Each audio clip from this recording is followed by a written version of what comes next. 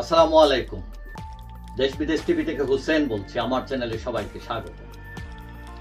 বর্তমান ডক্টর ইউনূস সরকারের দুইটা মেইন এজেন্ডা, একটা হচ্ছে নির্বাচন আর একটা হচ্ছে সংস্কার। এখন সংস্কার কতটুকু হবে কতটুকু হবে না এইগুলো নিয়ে তর্ক বিতর্ক। জামাত বলছিল যে প্রয়োজনীয় সংস্কার সেরে তারপরে নির্বাচন, কিন্তু বিএনপি খুব তাড়াহুড়ো করছিল, চাপ দিচ্ছিল। তারা বলছিল একদম ন্যূনতম সংস্কার যেটা না করলেই নয় সেটা করে অতি দ্রুত নির্বাচনের দিকে যাওয়ার জন্য। তারা বলছিল যে বাকি যে সংস্কার থাকবে সেটা নির্বাচিত সরকার করবে। এখন প্রশ্ন হচ্ছে যে ধরলাম পরে যারা যাবে ক্ষমতায় তারা করবে, ধরলাম বিএনপি করলো, গেল ক্ষমতায়, তারা কি সংস্কার করতে পারবে? তারা কি চাঁদাবাজ সামলাবে, না দখলবাজ সামলাবে, না আওয়ামী লীগ সামলাবে, না ভারত সামলাবে, না দ্রব্যমূল্যের ঊর্ধ্বগতি সামলাবে? আসলে অনেকেই মনে করেন যে এগুলো হচ্ছে শুভঙ্করের ফাঁকি। আসলে ওইসব যেই ক্ষমতায় যাক সংস্কার আর করতে পারবে না। সুতরাং কেউ কেউ মনে করেন সংস্কার করলে এখনই করতে হবে, এই সরকারকেই করতে হবে, না এলে কোনো চান্স নাই। এখন বিএনপি দ্রুত নির্বাচন চায়, আবার আওয়ামী লীগও দ্রুত নির্বাচন চায়, বলছেন বাহাউদ্দিন নাসির। এমন জামাত এতদিন পিছায় ছিল, কিন্তু গতকাল দেখা গেল, গতকাল শুক্রবার ঢাকার খামারবাড়ির একটা অনুষ্ঠানে জামাতের সেক্রেটারি জেনারেল মিয়া গোলাম পরোয়ার তিনি বলছেন নির্বাচনের জন্য যতটুকু সংস্কার প্রয়োজন তা করতে হবে, তারপর নির্বাচন। এখন যতটুকু সময় প্রয়োজন নির্বাচন পর্যন্ত, এটার দুইটা অর্থ হয়। একটা হলো যৌক্তিক সময় আর আরেকটা হলো ন্যূনতম সময়। এখন ন্যূনতম সময় যদি ধরি তাহলে বিএনপির তথ্যের মধ্যে সেটা পড়ে যায়, মানে দায় সারা গুছের একটা সংস্কার করে দ্রুত নির্বাচনে চলে যাওয়া।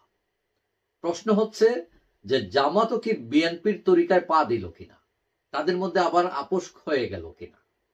জামাত ও বিএনপি মানে এক এজেন্ডায় চলে গেলে সরকারের সংস্কার কর্মসূচি করা কঠিন হবে। এখন প্রশ্ন হলো হঠাৎ করে জামাত কি উল্টে গেল কিনা, তাদের ভিতর কোনো গোপন চুক্তি হলো কিনা বিএনপি জামাত, এবং যদি হয়ে থাকে তাহলে তাদের ইসলামী রাষ্ট্রের কি হবে, নাকি আমরা ভুল করলাম ব্যাপারটা? অবশ্য বিএনপি জামাতের বন্ধুত্ব আজকে নতুন না, এটা অনেক পুরনো তাদের, এবং তাদের মধ্যে যদি আবার বন্ধুত্ব হয় মানে এটা অবাক হওয়ার মতো কিছু থাকবে না। তবে মাঠ একদম ফাঁকা তাও কিন্তু না, কারণ নতুন রাজনৈতিক বন্দোবস্তওয়ালারা কিন্তু লাল কার্ড নিয়ে বসে আছে। সুতরাং সংস্কার বলেন, নির্বাচন বলেন, যাই বলেন না কেন, এটার কিন্তু সমাধান হতে হবে রাজনৈতিকভাবে। এটা রাজনৈতিক ইস্যু এবং রাজনৈতিকভাবেই এর সমাধান হওয়া উচিত নয়। কারো চোখ রাঙায়া বিভিন্ন কৌশল করে বিভিন্ন ভাবে ফাঁদে ফেলে এটা করা, শুভঙ্করের ফাঁকিতে ফেলা, এটা ঠিক নয়। এখন রাষ্ট্রের সংস্কার দরকার।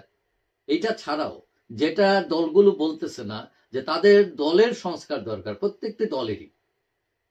কারণ এই যে বস্তা পচা লোকজন সেখানে বসে আছে, যারা ট্র্যাডিশনাল রাজনীতি করে, তাদের মনোবৃত্তির কোনো পরিবর্তন নেই, নতুন প্রজন্মকে ইনক্লুড করার কোনো কর্মসূচি নেই। সুতরাং কেউ কেউ মনে করছেন যে এগুলো করা দরকার, এবং সেখানে সকল দলের অংশগ্রহণ থাকে যাতে নিশ্চিত হয় নির্বাচনে, এইটাও একটা বিষয়। আপনারা যদি মনে করেন যে না বিচার মানে তাল গাছ সামা, আমরা করে ফেলবো, তোমরা বাদ, তাহলে এই যে ইস্যুগুলো এগুলো অমীমাংসিতই থাকবে এবং বিভক্তিই থাকবে, এবং এটার সমাধান হবে না। এখন ভাগ বাটোয়ারার রাজনীতি করে আপনারা ঘি মাখন খাইতে পারেন, কিন্তু এই ঘি মাখন কতদিন খাওয়া চলবে? নাকি সেই যেই লাউ সেই কদুই থাকবে বাংলাদেশের রাজনীতিতে? এটা প্রশ্ন। তাহলে এই যে 24-এর আন্দোলন, এই যে আত্মত্যাগ, এগুলোর কোনো মূল্যই থাকবে না। যাই হোক, আশা করি সবাই বুঝবেন রাজনীতির এই যে সমস্যা, সংস্কার হওয়া দরকার, সবাই মনে করছে সংস্কার হোক এবং নির্বাচন হোক, অবাধ হোক, এবং সবাই নির্বাচনে অংশগ্রহণ করুক। যেই জিতবে, যেই ম্যান্ডেট পাবে, তারাই রাষ্ট্র চালাবে, দ্যাটস ফাইন। অন্যরাও বিরোধী দলে থেকে তারাও একটা ছায়া সরকারের মতো থাকবে এবং দেশ গঠনে সবাই অংশগ্রহণ করবে, এটাই প্রত্যাশা। যাই হোক, সবাই ভালো থাকবেন। আশা করি দেখা হবে অন্য কোনো ভিডিওতে, ইনশাআল্লাহ। আল্লাহ।